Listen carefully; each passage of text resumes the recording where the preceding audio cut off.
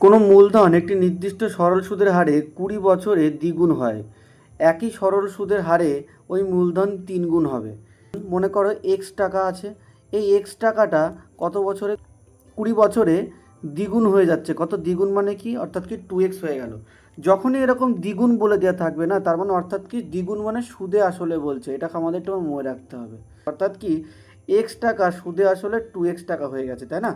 তাহলে পি সমান সমান তুমি যদি বলো এক্স, তাহলে টি সমান সমান তুমি বলবে যে 20 বছর, আর সমান সমান জানি না, কিন্তু এ সমান সমান কত বলবো 2x, তাই না? তাহলে আই সমান সমান আমরা কি বলতে পারবো, সুদ আই সমান সমান আমরা বলতে পারবো যে 2x মাইনাস এক্স। তার মানে কি টোটাল অ্যামাউন্টের থেকে যদি আমরা মূলধনটা বাদ দিয়ে দিই, তাহলে যেটা পড়ে থাকবে সেটাই সুদ। তাহলে প্রথম ক্ষেত্রে I is equal to PTR by 100 formula use করলে কি দেখতে পারবো যে এক্স, আয়ের জায়গায় এক্স বসালাম, এক্স টি কত 20 বছর, আর কত জানি না, তাহলে হয়ে গেল 100। তাহলে এদিক থেকে এক্স, এদিক থেকে এক্স কাটলো, 20 দিয়ে কাটলে 5, তাহলে আর আমরা রেট অফ ইন্টারেস্ট কত পেয়ে গেলাম, 5 পেয়ে গেলাম। কিন্তু বলছে একই সরল সুদের হারে, সুদের হার একই থাকবে, মূলধন এবার 3 গুণ হয়ে যাবে। পি যদি এক্স টাকা হয়ে যায়, তাহলে সুদ আসল কত টাকা হয়ে যাবে, 3 গুণ মানে কি 3x টাকা হয়ে যাবে। তাহলে সুদ কত হয়ে যাবে, তুমি বলবা যে সুদ আসল থেকে মূলধনটাকে বাদ দিয়ে দাও, তাহলে হয়ে যাবে 2x টাকা।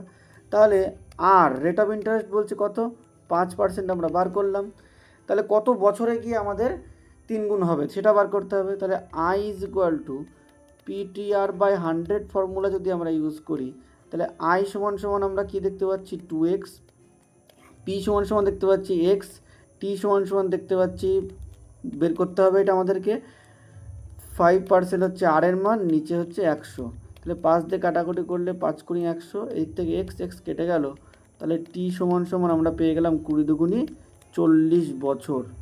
আর এইটাই হবে আমাদের অ্যান্সার।